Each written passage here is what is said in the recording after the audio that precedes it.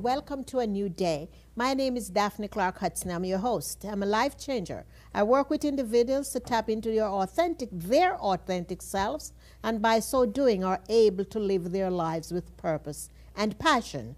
We are still here with Dr. Sultan Stacks Jr. of the St. Paul's Missionary Baptist Church. And now we have gotten to the section of his life when he decided that he wanted to become a doctor of psychology, and he's going to tell you all about that. Thank you, Dr. Stacks, for remaining with us. Thank you for having me. So, in part two, you began touching on the reason you became a doctor. Take it away. Well, I wanted to develop competence in a given area because of what I experienced as a child growing up, and then having seen what has happened to the black family, how we've disintegrated, the breakdown, et cetera, et cetera, et cetera. And then hearing all the complaints about parents parenting children, how bad the children are, et cetera, and had many of these discussions with our colleagues about what to do with our children, about our children, et cetera. And after a while, having these discussions, and then you walk away and nothing happened, you do nothing to change things, nothing comes of it other than you just had some conversation. Yep. I made a commitment. That's right. More than 6 years ago. Yes. That I was going to do something, and that is I was going to sacrifice, take the time, go back to school, become trained, to do something to try to make a difference. Yes. And that's what I did. Yes. I've spent the last 5 years, going on 6 years, in actual training. Yes. To become a child psychotherapist, a child psychoanalyst, a child counselor, to do something about the situation in our community. So I could literally offer counseling to the children of our community, and particularly black kids, because after all, we just don't get counseling. That's right. And maybe for a number of reasons. Historically, blacks don't tend to buy into that because they think it's not the thing to do. Yeah. We have a long history. When I was growing up, you didn't go see a therapist or a doctor simply because the black community said you were crazy. And if you were crazy, so it's a stigma. Automatically what happened, the social integration or social interaction would be cut off automatically, because you have a child that's crazy. Yes. And I think it was due to fear, etc. Nobody would socialize with you. Yes. Your friends and all will abandon you. So we have that part of our history. But then also, I'm well aware of that part. But then after the breakdown of our family, and in school, basically, we are told, or parents are told their children, you know, put them on medication. Well, we know medication don't normally remedy the situation. That's it right. just maintains Yep. Our children. And so that's not the real solution either. We see our kids end up in the criminal justice system, and there are some programs that help. But I wanted to understand what is going on psychologically with our children. And that's why I went back to school to become trained, to develop psychological competence so that I could make a difference in the lives of some of our kids. Yes. Because no one can deal with all. Yeah. But try to make a difference. Yes. You know, I just want to publicly thank you and commend you, because a lot of our community leaders, prominent community leaders, talk a good talk, but we want them to start walking that conversation. And you not only talk the talk, you are walking the walk, you are committing, because this time is time that you could have spent with your family and even other people in your congregation that are not children. But you see it fit not only to have the conversation, but to step out and start to make a difference in creating the things that will, you know, create and cultivate healthier young people in our community. Yes, well, it's, you know, it involved time, money, really sacrifice. Yes. Up and down the road to New York, back and forth. For 3 years straight, I was in school to summer, year round, making the sacrifice. But more than that, having been involved in psychology at Hebrew Union College, and doctoral program there, and at Harlem Family Institute, where I've gotten my child psychology training. The important thing is this, is that if we are going to really redeem our children, we've got to get back to some basic things, which we don't have to go and get a master's degree to figure out how to raise our children. That's right. That's right. Our parents who had, of my parents' generation, they had learned from their parents, and they had figured out how to raise children. Now, and they did pretty darn good job. Yes, you know. yes. But today, things are different by virtue of laws have been passed back in the 70s where you can't spank kids, you can't do this, you can't do that. But the thing is this. One of the simplest ways that we can help turn things around with working with our kids is simply this. Giving this four-letter word, love, to our children. Unconditional love, yes. If we can get our parents, the parents of our children, to recognize that our children come to this earth when they're born, their minds are not trained, they come with a blank slate. That's right. And the first 5 years of the child's life needs to have a great relationship with that significant caregiver. And I have to say now, fathers as well, because there are fathers parenting with no mother in the home, and then there are mothers parenting with no father in the home. But whoever that significant caregiver, if in that dyadic relationship, if the person, whoever that is, whether it's the father or the mother, were to love that child, bond to it, and have that child will bond to the parent. Yes. Whoever that significant caregiver, love it by simply doing, giving it more than just food, water, and changing it. But what needs to happen is this child needs to be held. Exactly, exactly. It needs to, the significant caregiver to look into its face. That's right, that's right. Play with it. That's right. Touch it, handle it. That's what a child needs. Now, this goes beyond just bonding. What this does, it helps this child in the dyadic relationship to feel safe and comfortable with this significant caregiver, whoever the person is. Yes. And it needs this over this first 5 years. This is called the period of infancy. Now, what does this do in terms of this first 5 years, which is critical in the infant's life?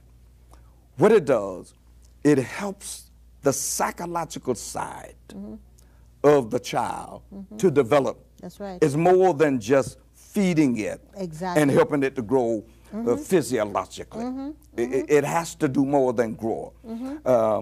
If it is given both, the psyche comes here full in whole, but the ego has to grow and develop. That's right. All right? That's right. Now, if it is given love, warmth, and nurturing, the ego will develop, and the psyche will remain intact as whole. Exactly. But if the child in these first 5 years experience enough of negativism, and what I mean by that,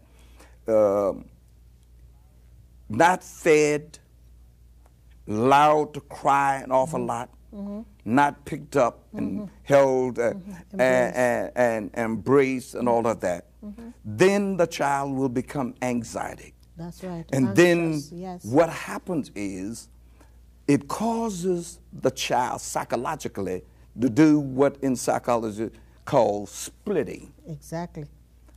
And that's where we get what we call split personalities. That's what splitting is And about. you know what? A lot of people don't understand that these first 5 years of infancy, it's very important to the wife and husband that person will become. Because if your first 5 years of life, you don't get the touching and the feeling and all the other things that makes you understand what true intimacy is all about. Yes. You get into relationship as a husband or a wife. You don't touch me, you know. They don't want to be touched. They don't want to be cuddled up or any of that. And people don't know it. Go right back to the first 5 years. This is crucial. The first 5 years called infancy. The personality is shaped in these first 5 years, generally across the board, unless the child is what is called a late bloomer or late developing.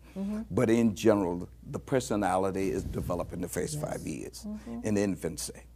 What is critical, studies have shown, and we've seen this done with babies, you know, in the, you know, these groups where they've dropped off and abandoned, and you can give a child all the necessary things in terms of water and food and change it. But if it is not picked up, not held, etc., it literally will die. That's right. It will die biologically, physiologically. So the point I'm trying to get at, that four-letter word love, is that love is not buying things exactly and giving gifts. That's right. That's not love. That's right. Love is something that is psychological. That's right. That we give. When you give to this child, when you nurture it, you play with its nose, look it in the eyes, and you tickle it around the neck. The child responds. This call helps this child to grow psychologically. That's right. But in academic studies, it shows that it helps the child to grow biologically and physiologically as well. You know, the other thing, Dr. Stacks, that is missing out of today's family is the grandparents. A lot of these young parents are away from the elders of their families, so there's nobody to enforce the qualities of good parenting. And you and I sit here, we know parenting doesn't come with a handbook. Yes. But the elders of the generation is that handbook.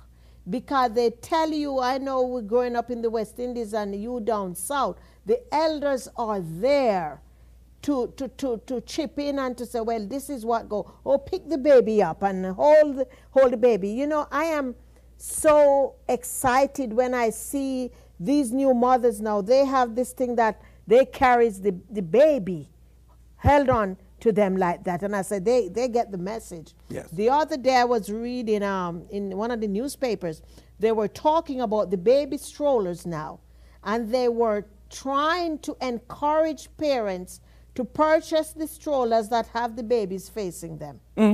Because they said this helps. It's the reason behind that. That's right. The baby needs to look in the face. That's right. And it not looking at the identifies you streets by and your the cars smell, going. That's by, right. by the hearing of the That's sound, right. your That's right. voice, and they identify you by your face. Yes. That is critical, it's crucial, it is important that this take place.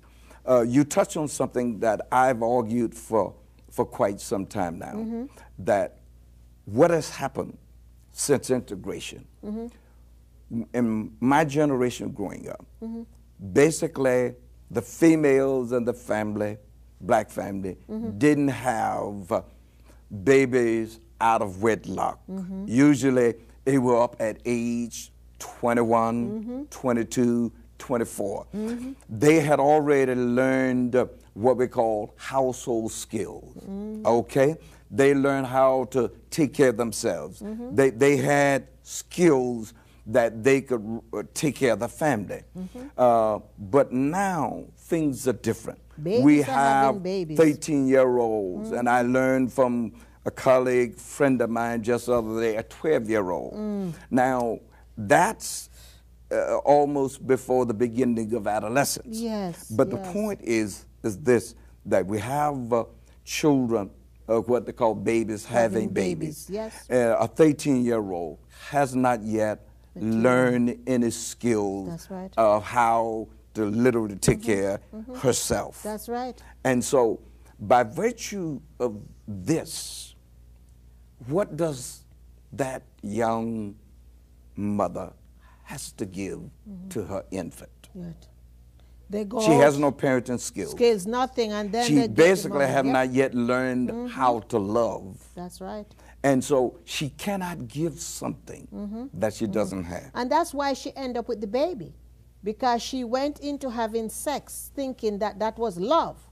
And she ended up with a baby, and maybe there's no father for the baby. And this is why there's so much education that still need to take place. We have maybe another 10 minutes. I want us to talk now about you trying to educate the black community about the importance of counseling, and if you encountered any resistance doing so. The resistance that I've encountered basically comes from the adults. Adults don't, black African Americans in particular, don't really want to acknowledge that they have issues. That's right. There's stuff going on, you all. That's a given. Okay. And secondly, Especially the Christian ones. yeah. Secondly, this is the one that kind of galls me a bit, is that what do you know? That's right. As if my papers that I've earned don't mean anything. Now that gives me the kind of the feeling of an insult. That's right. I've spent my money. I've sat in the classrooms of fine institutions. That's right. And graduated with the same degree any white person has. Okay, and they will literally test me. That's right. And act as if you don't know Who you anything. think you are. That's right. But I have a pretty good idea from my training where that comes from. That's right. It comes from what we call the plantation Mentality. mindset, where we've been brainwashed, and that has been passed on. And so I've learned how to deal with that by virtue, because it's been passed on transgenerationally and intergenerationally. That's right. And so I'm hoping that education will help us to get beyond that challenge to as being black, you don't know anything, or what do you know? You know, I go through the same thing in my career as a personal development coach. I go through the same thing. In particular, you being a female. Oh, Lord, yeah. And I tell them, listen, man, don't you put me in any box. You know, I say I'm qualified to do what I have to do, because these people will challenge you and challenge you and challenge you. But as you say, the adults are the ones who are hindrance. Yes. And you need to be strong in what you're doing, and you believe in what you're doing, and you know that what you're doing now is to help the next generation. That's my hope. You know?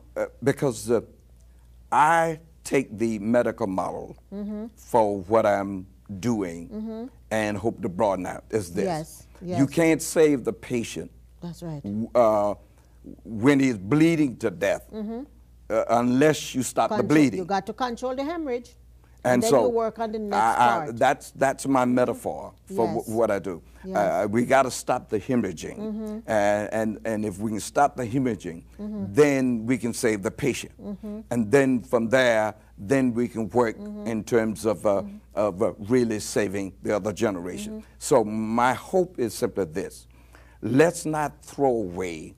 That's right. All of the our children. water with the baby. That's right. We can stop the hemorrhaging. That's right. If we're willing to invest Yes. some time Sacrifice. in our children. We can redeem them. We can restore them. Yes. We can save them. But we've got to do some real work with the parents, with those who may not have the skills, but it takes all of this Together, community. in order to save Yes. our children. Our children. And the other thing I think parents need to do, you know, they need to give up one of those jobs and spend that time with the children.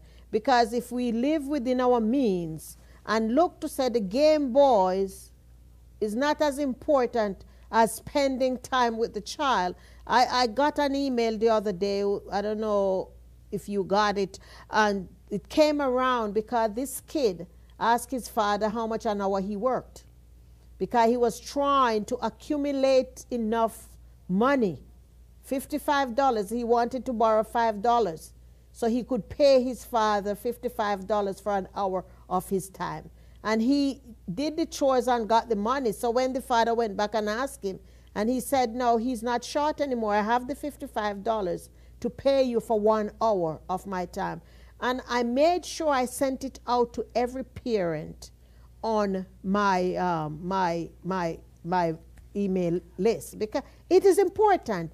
Time is important, more important than material I'm things. grateful you raised that. This is critical. We have to spend time with our children. For the past 6 years, almost 6 years now, that I've been in the field working with kids, because I'm a child psychoanalyst, and I'm trained to work across the spectrum. If you're trained to become an adult psychoanalyst, you can't work with kids because you don't get the child psychology. But when you're trained as a child psychoanalyst, you can work across the spectrum. Here's the problems we have, and I know our time is running out on us, but what's important, by virtue of circumstance in terms of which we live in areas of regions of the country whereby now we need parents, mother and father, both working. That's right. And both working long hours or come home late. The children are left alone. By themselves. We don't have extended family. We can't afford to put them in child care. We can't afford to put them in daycare, etc. So a number of dynamics are going on here. What I see in many of the children that I've seen in training, they act out in the classroom. When the teachers talk to me about the kid acting out, the kids are acting out unconsciously because they aren't getting from their parents That's right. what they need. Attention. They aren't getting the attention. They aren't getting the love. But then the parents buy games to pacify them or try to make up for the lack of time they have with them. That's right. And these games are fine. After 2 or 3 plays, but that does not give the child the love that he or she needs. And this is a critical, crucial piece. And I wish I could educate parents on the need of quality time with the children. Yes. You know, does your church have a website? No. Okay, but you have a phone number. Give a phone number for your church if anybody want to. They can reach me the one of 3 ways. Through our church office, which is area code 203-368-1155, or you can call me direct, area code 203-257-4454. And I'll repeat that, 203-257-4454.